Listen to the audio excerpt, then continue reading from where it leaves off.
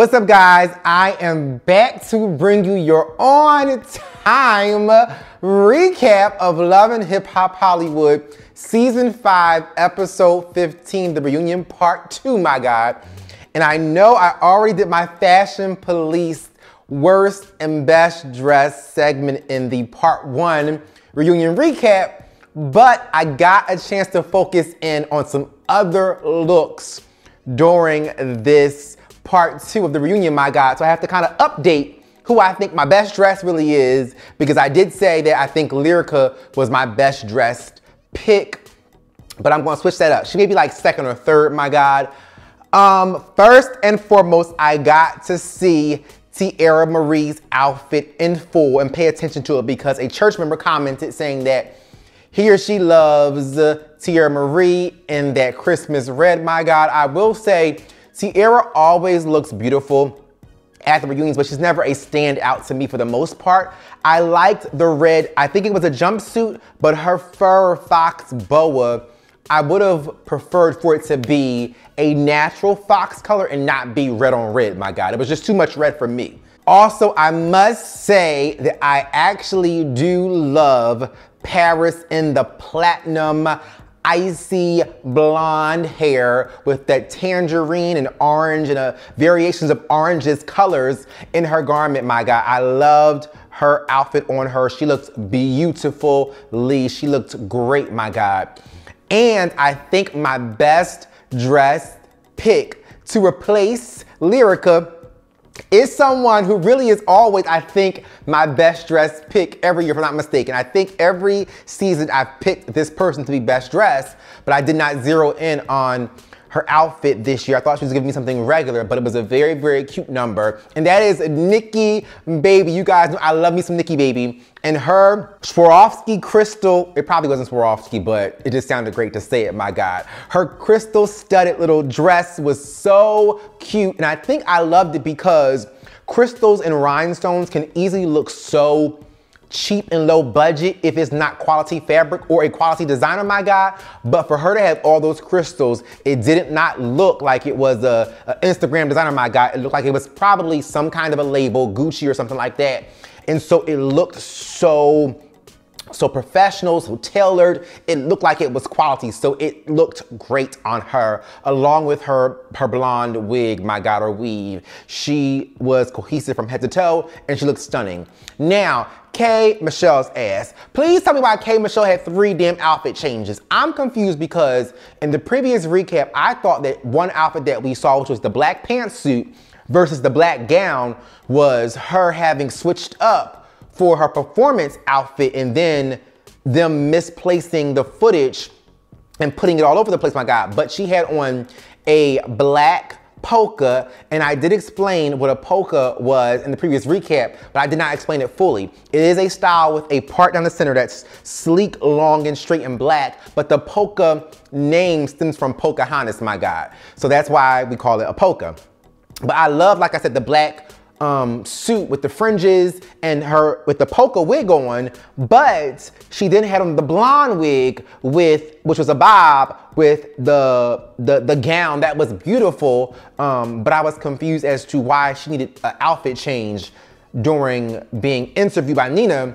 And then another outfit change, which I will say, her performance outfit was sickening. It was everything, and her jet black polka, that long part in the middle wig was perfect for that look, my God. And I believe that Jaylon from Chasing Atlanta actually was the hairstylist for K. Michelle or Kimberly for the reunion, my God. So he did a great job, but that look for her performance was phenomenal. But I still feel like my best dress pick goes to Nikki Baby. Now, we had to jump back in because last week's episode cut off with someone either running up on somebody or throwing something, and we found out it was actually Moniece who started to throw her shoes at Akbar's sister wives to defend Tiara Marie, my God. But what I will say is that whole moment, which I was upset about in the previous recap with Akbar not actually being able to answer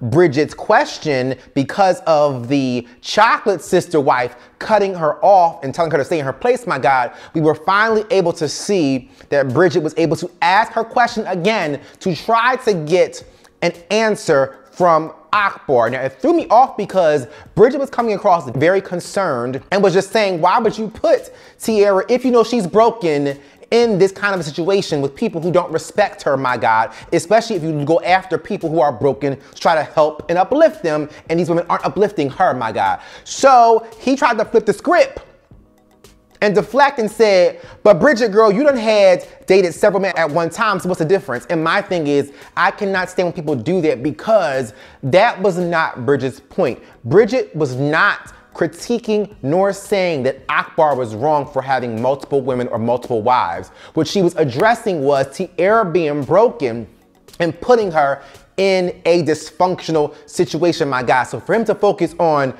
Bridget and her exes and her playing guys and having multiple guys, I feel like that was just a dig and a low blow that was totally unnecessary because it still did not address what Bridget was actually referring to. And then the answer he tried to give was, well, Tiara knew what she was getting into. But bruh, you said you're trying to help her out and uplift her and build her because you wanted to be her daddy because she got daddy issues.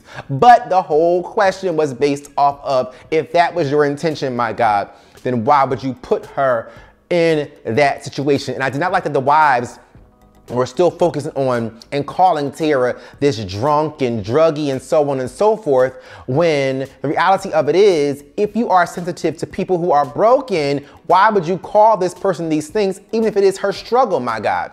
And we also did find out that Tiara actually met and knew of Akbar prior to her rehab, and that's what I said in a previous recap. Tiara is so stuck and was stuck on Akbar because when she came out of rehab, my God, when you think about somebody who was there for you, supported you, and was a companion, it is hard to process that they would actually intend to do you some harm because of that person being there, maybe when no one else was, my God. Then Alejandro, the Hispanic sister wife, my God, said that Akbar changed her life. She was so broken and would have been all caught up into the Hollywood lifestyle had Akbar not been there for her. And then the chocolate sister wife said the same thing, which she is so beautiful, my God. But she said that her life is better with Akbar than it would be without him, my God. He's done more good than bad to her, which doesn't seem to be true because y'all were dysfunctional even without Tiara's involvement on this show, my God. So clearly it's not working because there is still a competition between you two, my God. So I'm not really sure how they feel like Akbar is a positive influence in their life, but as we already saw and heard later on, they will take a bullet or a charge for him, my God. Then the gag was, Alejandro was asked why did she say at the press conference that she was one that posted the sex tape or sex clip, but then switched up and said she was with Tiara when Tiara posted it, my God. Now, one thing I will say is Tiara is stupid as hell and she always ends up in these stupid ass situations, but I believe Tiara 100% because Akbar and his sister wives, their stories are getting all mixed up. Even Tiara said, the chocolate wife has a better version of the story than you do. You're not being consistent with your lie. Because why would you sit there and go up there and say it was you, then now saying you were with her when she did it? And she claims that she did it because she would take a charge to protect her man, my God. But their story was not making sense to me. And you could tell by how passionate Tiara was that she was telling the truth and being lied on. There are sometimes people are overly defensive and they look guilty, but I felt Tiara's pain, even her walking off saying, you know what, I'm not doing this. If they're gonna be on the stage and lie, I cannot be a part of this. And I've been in that space before. If you're gonna be a liar, my God, I'm telling the truth, I cannot be around you. And that speaks volumes of the fact that Tiara is telling the truth, because when you're telling the truth and someone's telling lies, it's no point for us to even have a discussion because we're never going to meet at the same place, because these people have malicious intentions while Tiara is trying to actually defend herself and tell the truth. And I just loved that moment, my God, between K. Michelle, aka Kimberly, and Tiara Marie. I love that Tiara said she had no issue with K. Michelle. She actually really liked her and spoke highly of her. K. Michelle said the same exact thing. And I love that they had this this girl moment of love and uplifting each other in that space, because people are usually going back and forth on these shows, my God. So to see two black women actually come together, make up.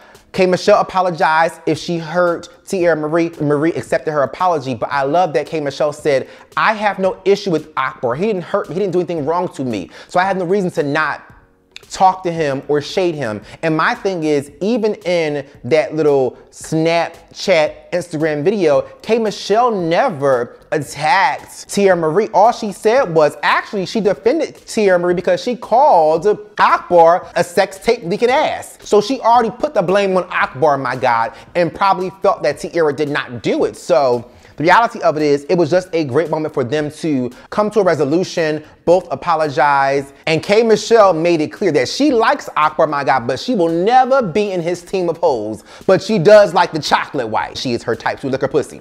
So that just went all the way left, my God. And it was funny because the chocolate wife, I don't know her damn name, my God, but it was funny because I think she is so used to Akbar getting all the attention. She was very intrigued and turned on and given this smirk of, oh me, when K. Michelle called her out and saying she would want to do certain things to her, my God. So I wouldn't be surprised if they actually hook up. But then again, the guys who love to be in this situation where they like to have multiple women never like for their women to do the same exact thing, my God. Next, let's address Brooke's whole moment, because Brooke has her own storyline segment of the show because she is involved in so much messiness with carrying the bone and calling people out, my God. So first and foremost, that whole moment in London when Brooke called out Nikki Baby for the never have I ever and who slept with Solo Lucci.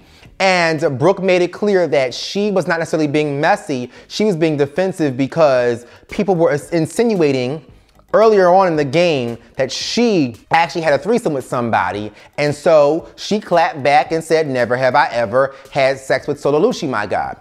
But to move on to the whole moments with Amber Diamond, Shun Love, and Brooke and Bridget at Brooke's event, my God.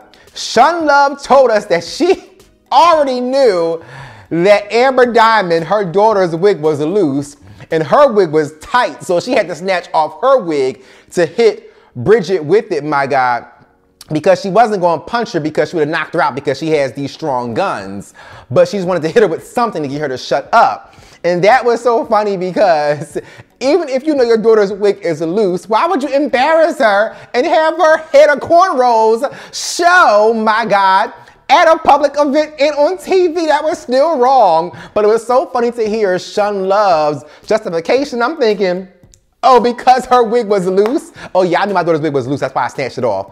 Like, that makes no damn sense. It is crazy. You still pulled your own daughter's wig off.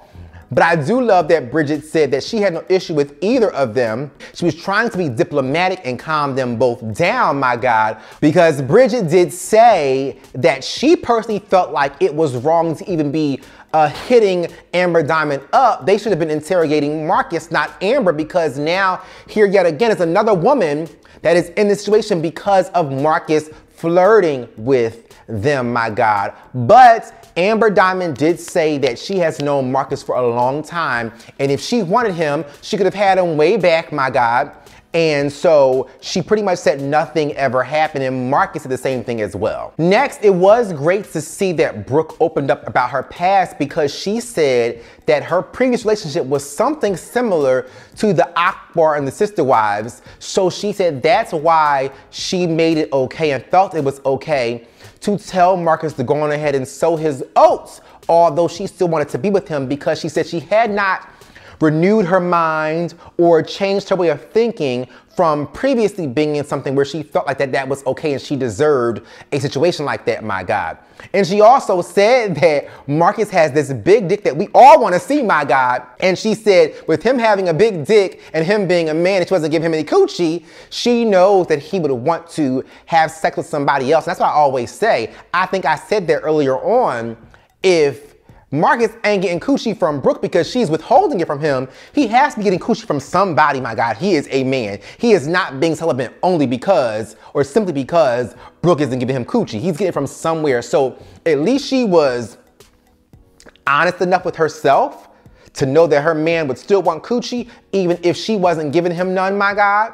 Last but not least, in this whole Brooke situation, Booby and Marcus. I loved how Marcus was so cool, calm, and collected about the discussion in reference to Booby. He came across like a G, like a real man. He said he has no issue with Booby because his concern is his woman and Brooke is his woman. Also, I forgot to mention in that whole back and forth when I said Marcus looked stupid for trying to fight Booby in front of security when he knew he was never gonna make it to him.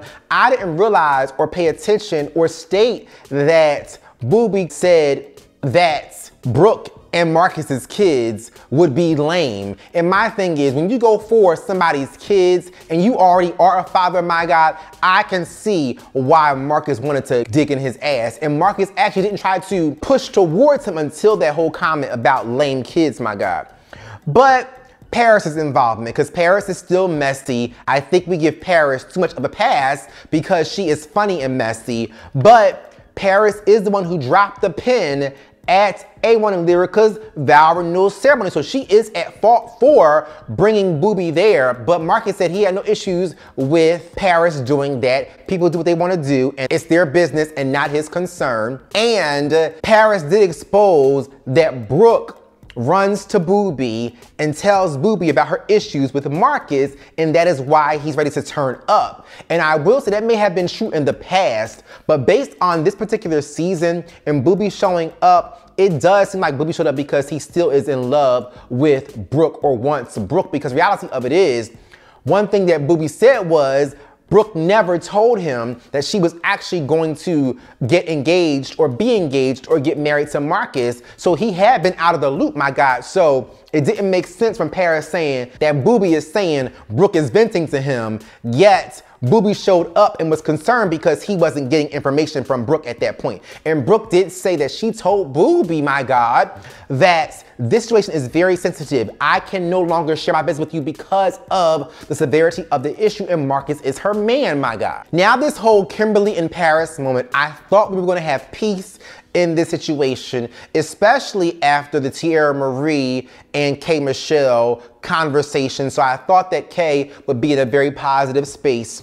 I'm not sure whose side I'm on because Paris does seem very genuine, but at the end of the day, she still used her Uber or her card without permission, my God. So I understand K Michelle's hurt, especially if she does genuinely love Paris, my God. But it was made clear that K Michelle came out of surgery 2 days before having that drink thrown in her face, my God. So she didn't even come there to fight anybody. And then Paris said that she was wrong for using the Uber, but she is happy that this happened because it showed what kind of a friend K Michelle is, because I'm assuming she expected their friendship to be able to go beyond having used her credit card or her Uber account, my God. And my thing is, that shows what kind of a friend you are, because as a friend, you could have at least shot her a text or called her and said, hey buddy, hey boo, hey friend, I don't have any money. I'm going to use, or may I use your Uber to get home? So at the end of the day, while Paris is claiming that because of K Michelle's reaction about her own money, my God, her money being used without her permission, it shows that she's a bad friend. No, Paris, it may show that K Michelle may overreact or be very passionate about what happens to her, but you're the bad friend because you could have given her the heads up. She should not have found out from her card informing her about fraudulent activity on her account, my God. And I was wondering, was it true when K Michelle that Paris was a fan from Twitter and that K Michelle actually raised her? I'm not sure. You guys may know. Comment down below. Did Paris start working with K Michelle before she worked with anybody else? Did they meet from Twitter? Is that true? I'm not sure. But if it is true, I could see why K Michelle would be kind of on edge to find out that a fan that she helped get put on used her card without her permission. And Paris claims that it's not about the money, that K Michelle wants to destroy her, but I'm not sure that's true neither. I think Paris may be taking that too severely, but Please comment down below, let me know what you think. Whose side are you on? I feel like because of K. Michelle's personality, it's easy to blame her and make her the bad guy. But I want to know from you guys, do you support or agree with Paris or K. Michelle? And please tell me why, because it cannot just be because you don't like K. Michelle's way of expressing her anger or her pain or her hurt, my God. Because K. Michelle clearly is hurt by what Paris did, and she keeps saying that she loved her so much, my God, and that she would have done anything for her. And I love when K. Michelle said, if you needed a burger, I would have brought you the 2 cheeseburger meal from McDonald's, my God, if you really needed to eat. And I think it is very clear that K. Michelle will do anything for the people that she loves, especially her friends, because she has put on quite a few people, even Jonathan from Love and Hip Hop New York, my God. So I just feel like you have to acknowledge that a person who loves hard is going to hate you and have as much anger as hard as they love as well, my God. Then we had the closing, my God, with a beautiful moment. Peace in the Middle East pretty much happened between Moniece and Princess. And to see Moniece be so sincere and so genuine and say, I had no regard for an unborn child, and that is not humanly, my God. It is not something a human should actually do, especially with her coming and throwing a chair at Princess and wanting to throw a chair at her when she was pregnant.